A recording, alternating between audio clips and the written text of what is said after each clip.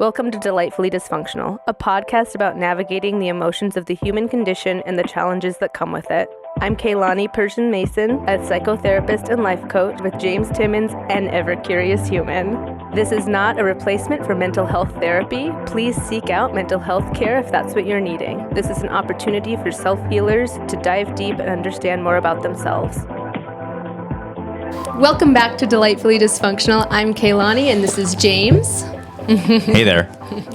And I'm honestly just like bringing you the things that I've been marinating on, especially in the last few days, and have inspired me, which is typically what I do. Sometimes there's a little bit more planning than that, but I've been watching a lot of Gabor Mate lectures and things like that. I'm not sure. Have you heard that name Never before? heard that name. Yeah, Nope. Gabor Mate. He is a Canadian-born physician, and he has really studied the intricate connection between the body and the brain, our emotions and our body. And I wanted to dive deeper into that topic, partially because as part of my own personal healing journey, I'm in that phase of needing to recognize and pay attention to my body and the messages that it's giving me in what I need to do to heal. So let me share a little bit more about Gabor. Okay. His grandparents, I believe, passed away in the Holocaust, and he and his mother barely made it out. And at one point, he was a Hungarian-born physician. And then I think he immigrated to Canada, I believe. That makes more sense now as I'm telling the story. Apologies. But he barely made it out. And to keep him safe when he was, I believe, an infant, maybe a toddler, his mom had to pass him off to someone else. So as a young child, that feels like an abandonment. Yeah. And he then is really open now in sharing that trauma and that process of unpacking it that he's gone through. But as a physician, he also has paid attention to a lot of the illnesses that came up that he saw within his practice and realized no one was asking these people about the past trauma that they've had, about the habits they've had, about the mindset that they have. And there were some really strong themes that arose. And in Western medicine, we don't ask those questions. Yeah. Yeah. So I'm excited to talk a little bit about it and about how, what we go through really affects our nervous system. It affects our cells on a deep level. It affects our DNA. Yeah. And the trauma that's passed down from our parents affects our DNA. He gave this description that I think is really easy to understand of viewing the telomeres of our DNA, the strands of our DNA, as like shoelaces or maybe even like the strings on a hoodie. Okay. And a healthy telomere has that like end cap to it to reduce fraying. And when you've been through trauma and even just chronic stress, that end cap disintegrates and fraying begins, which means that premature aging and autoimmune illnesses and cancers and dystrophies show up in the body. One of the lectures that I heard felt really profound to me in a couple of ways because I could resonate with either family members who I've seen those illnesses, and he was spot on with describing some of the habits that they had, and spot on in describing some of the illnesses that show up for me. I grew up in a loving home, but in a home that had a lot of stress. And I know I am so not unique to that. And I have asthma, and I had asthma when I was young, although it wasn't diagnosed. And what's interesting is that the medication that's used for asthmatics it mimics stress hormones, and that's what dilates your bronchi in your lungs. Oh. Because your body has depleted it. So when you are in a home of chronic stress, and tiny humans are little sponges. Oh, Yeah. The stress of the parent affects you. That's interesting. Yeah, because like you when you're under stress, you'll kind of like try to take deep breaths and stuff, and so I don't know. Mm-hmm. Yeah, I was actually talking to somebody yesterday about we were talking about like grandparents, our generation's grandparents. Like my grandparents were not healthy at all. They smoked and drank like every day. And you're speaking more to like your dad's side of the family, right? Mm-hmm. But they lived like into their 90s, and we were like, how do they all like? You hear about that a lot. Like people our age, our grandparents, they'll like, yeah, my grandma smoked a pack of cigarettes a day, and she lived to 90 years old. But then I look back, and I'm like, well, my grandparents were content, and they were like settled. They were happy, and so I've thought lately, like, I wonder, like, you could pollute your body, but then if you are happy, it's gonna be like stress is gonna kill you a lot faster than cigarettes. Well, I don't know if that's true. Don't quote me on that. Actually, I feel like I'm gonna somewhat like misspeak here, but and reflecting back on like Gabor's lectures that I've been listening to, there's a higher correlation of stress related illness than there is to cigarettes causing lung cancer. Right. So then, and trauma and autoimmune illnesses. And yet again, like this isn't something that there's not a screening, there's no conversations around that. Yeah. Yeah. Well, then like the next generation, my dad, he passed away when he was like in his early 60s. And I know that he was always high stress and, yeah, just like my outside observation of him was always like he sort of like stored a lot of his emotions. Yeah. And so and he speaks to that. He speaks to specifically cancer and people who just push things down. Exactly. And don't take care of themselves, don't love themselves. Right. And his generation, the boomers, they were notorious for suppressing and like really poo-pooing super like traumatic stuff. But it was survival too, right? Like some of these things are how we survived as children in a world that felt unsafe, but we don't put down that weapon. Yeah. We're just hitting ourselves over with this hammer. Exactly. And like you had alluded to briefly how Western medicine doesn't usually address this because Western medicine, a lot of it is all about like pharmaceuticals and just diagnosing and pushing pills. Take this. You go to a doctor today, and you tell them you're depressed. Most likely, they're going to prescribe you. They're not going to send you to like therapy. And it's like, well, we're pushing back because I'm sick of that shit. Of like, we're a sick society, and we need to lean into our feelings and like process this because I don't want the next generation to just have to suppress more and die young. We're here to save lives, and we're gonna do it by like feeling our feelings. Yeah, by crying for you. Yeah. And exactly. Now I'm like trying to find my train of thought. You're saying some juicy stuff, James. I liked it. Yes, we are needing to do an overhaul. We are needing to make some changes, and so far it has been done half-assed. Absolutely. And it's been done like quarter-assed. Yeah, quarter-assed. Yeah. Like even you speaking to like how the medication would be prescribed, I would even say like, is anyone asking how much time are you spending outside? Right. Are you none moving of that. Your body? I mean, what's sad about our healthcare, and this could be a whole episode, but I'm not going to go too deep. But like the nutrition isn't even addressed when you talk about like sleep. But like mental health and nutrition are almost always overlooked when you go see a primary care physician because like unfortunately a lot of them are just kind of like brokers for big pharma and that's how they've been trained too, right? Like exactly. if you have dark sunglasses on, you're not going to see the clarity and like the range of color and the range of solutions that are available. I encourage anyone to look into Gabor Mate's work when it comes to, he talks about addiction and trauma, our stress response, the power of connection, being truly authentic, all these things. Yeah. And the suppression of emotion, our emotions are guides. Yeah. So if we are suppressing them and we are numbing them, even through these medications, I'm not saying don't take an SSRI, because there are some people who truly have an imbalance.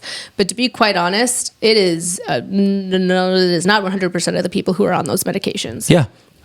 And if it just suppresses what you are feeling, it is just quieting your emotional guides that are screaming at you to change something and live more authentically. You will get sick. It will show up somewhere else. Absolutely. Let's say you have a flesh wound and you feel the pain. That's your body's way of sending signals to your brain. You need to address this flesh wound. And all of us will go, oh gosh, there's blood. We need to bandage it. We need some first aid. Maybe some of us will go immediately to opiates to numb the pain, but you're still going to see it. And in fact, like, opioid use and opioid addiction just creates more pain receptors in your body. Yeah. So that's why it is such a difficult drug to get off. Yeah. Of and so devastating. Right. But so, like, emotional pain has to be treated the same way. When you feel internal pain, that's your body sending a signal to your brain. Yeah. There's a wound. We need to address it. But yeah, we've become so conditioned and trained to numb that pain. Oh, no. Let's go back to the antidepressants and numb the pain. But that's, yeah, exactly. And then more pain compounds, and then there's more to address. So it's like, you gotta listen to those feelings, and because it's telling you something. It's information for sure. Yeah. Another aspect of what I've learned from Gabor Mate is the toxic aspect of our culture that prizes and celebrates people who self-sacrifice and work so hard to their utter detriment. Say that again. I'm sorry. Gosh, I don't know if I'm going to be able to say this. That was heavy. Just flowing, man. But like, there are people who self-sacrifice, and we praise them, and we say that's a beautiful thing, and they work their ass off, and then they die at 50. Yeah. No.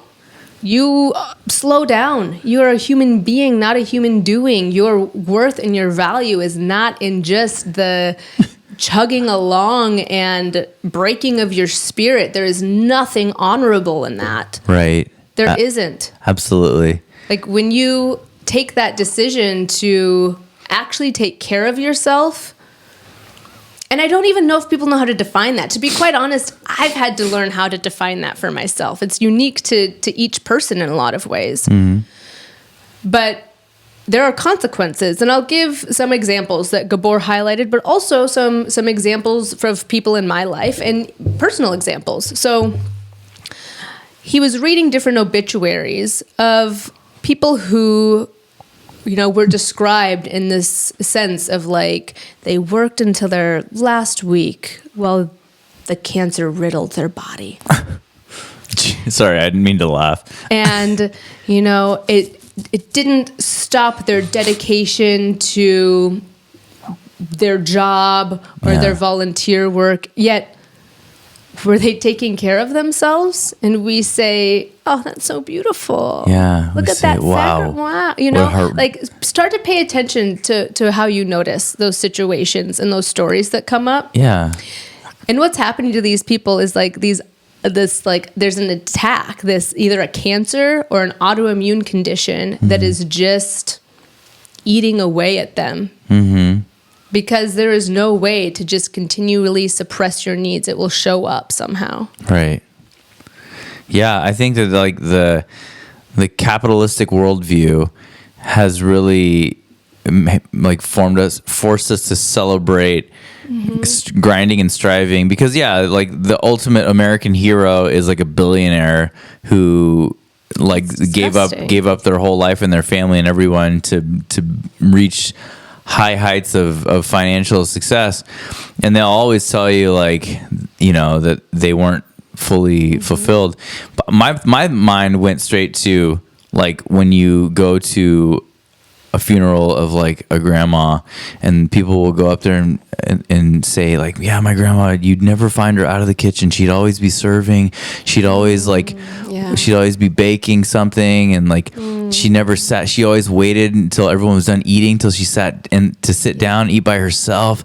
And we, she was such a servant. And it's like, poor grandma. Why like that? Well, how come you guys didn't tell her to sit down? Yeah. Or why didn't you tell her, like, why don't you go help her in the kitchen? Or, and it's like, because, and then we see in our generation, a lot of like women will, sort of fall into that again, where they're not allowed to kind of have their identity. They they fall into this servant role, and society has taught them that's the only way, and to feel shame, right? To feel deep shame for even considering what you need, right? And then they have the secret double life because like somebody somewhere validates them, and then that. I don't know that everyone has a double life, but I think there's suppressed need. Oh gosh, I have a really embarrassing story, but I'm going to share it. I had to consider it, but I'm not going to share all the details. I want to protect some of the people that this might involve. Okay. I followed through on a really big life-altering decision in my life. Life-altering decision in my life. That's a lot of life. You get what I'm saying? And my body was screaming at me not to. And I did not want to listen to it. Oh, gosh. I didn't want to listen to it because I didn't want to disappoint people. I didn't want to listen to it because I thought it would mean something about my commitment or my loyalty to someone else instead of really paying attention to my commitment and my loyalty to myself and my authenticity. And that showed up in like the most terrible hemorrhoids that I could not even barely walk. Dang. My body was like, we will not allow you to go through with this physically. Yeah. It sounds like you put the anal in self-analysis. Oh my Sorry, God. I'm so sorry. That made me think of, oh my gosh, Arrested Development. Have you ever watched that show? Parts. Oh my gosh. I think, what was it? He was like, I'm going to be, he was combining like. Oh, yeah. I know. Anal rape. He was like, it was therapist, but there was like two words he was combining. What was that? An analytical therapist. An analytical therapist. And he was like, the anal rapist is what it looked like. Oh my God, it was terrible. Someone else will correct that because I'm not remembering it right, but it was like a really hilarious thing. That's funny. It was terrible. But like your body, it will show up in these ways, and my body, like even in the last couple of years, has sent me some loud messages about like, take care of me. Yeah. Like, quit saying yes to these other things and take care of me. And when you don't know what that version of you looks like because you've never met that version, it feels really daunting. But you really need to be compelled to take that path and be curious enough to learn. Absolutely. He also spoke of ALS, arterial lateral sclerosis, also known as Lou Gehrig's disease. And he told a story of a woman who was a teacher, and she could no longer grip her pen anymore. She had quite a noticeable change of gait to her walk. And instead of going in and asking for help, she really prolonged it. And instead, she would just wake up at like 4 or 5 a.m. and stay until 7 to make sure that she could get there and like warm up her body, to painstakingly and slowly write down the lesson plans on the board. Jeez. And ignored what was going on within her. And this is the curse of the caregiver. And I feel it. Like, I've given my clients full hour sessions and sometimes gone over. Yeah. And a clinical hour is 50, so that you can at least have the time to go to the bathroom and get some water. Right. And like, I don't do that. I don't allow myself that. And then there's so much work that spills into my evenings when I just want to be connected to my family. Yeah. I'm really having to do an overhaul of those things. And, I think sometimes people might hear my honesty. I don't know if they do or not. I guess this might be my insecurity, that people might hear my honesty and say, why would I take advice from this lady? She ain't got her shit together. And I'm just promising to be a beautiful, messy work in progress and not be perfect. And I think I'd like to illuminate that humans and like therapists are human. Yeah. And I want to illuminate that I am here along on that process. And if there is a therapist out there that likes to just sit in that ego and say, well, I've arrived and I know everything, I don't think that they're a very good therapist then. Yeah. Like, I think that the best people that aid and facilitate healing are the ones who've like been in the storm. Right. And had to figure out and navigate their way out of that mess too. Yeah, usually they're the experts. Yeah.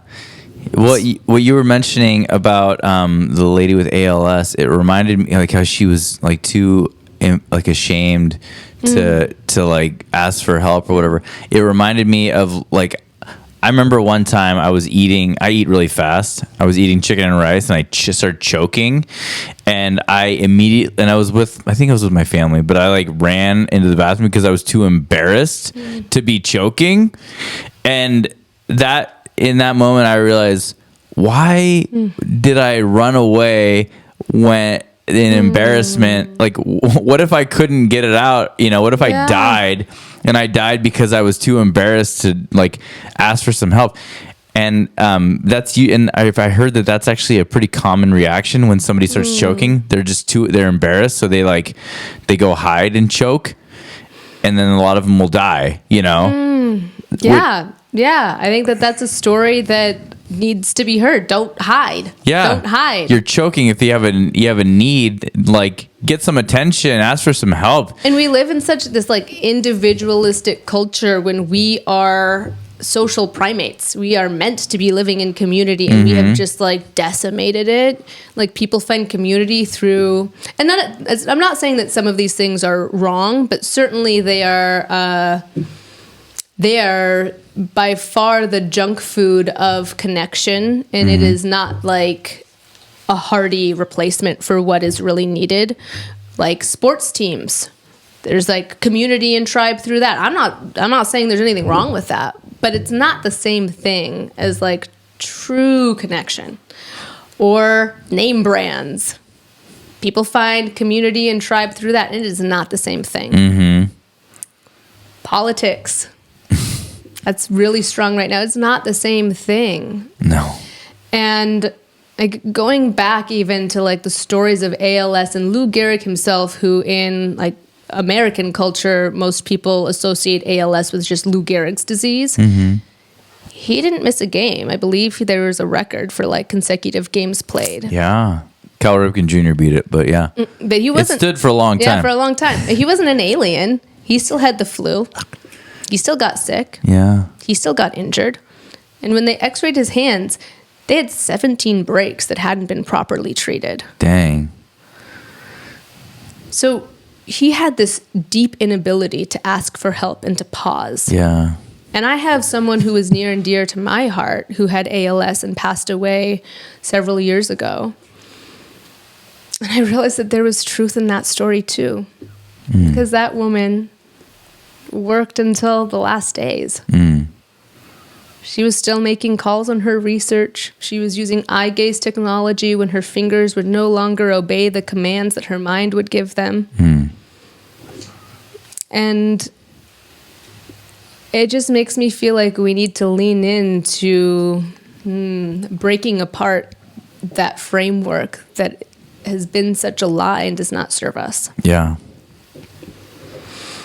I could go on, and I think that this needs to be a continual series that we discuss, because we haven't even tapped into like childhood trauma and the autoimmune diseases that are born from that. Yeah. And even like just the way that we are in relation with ourselves.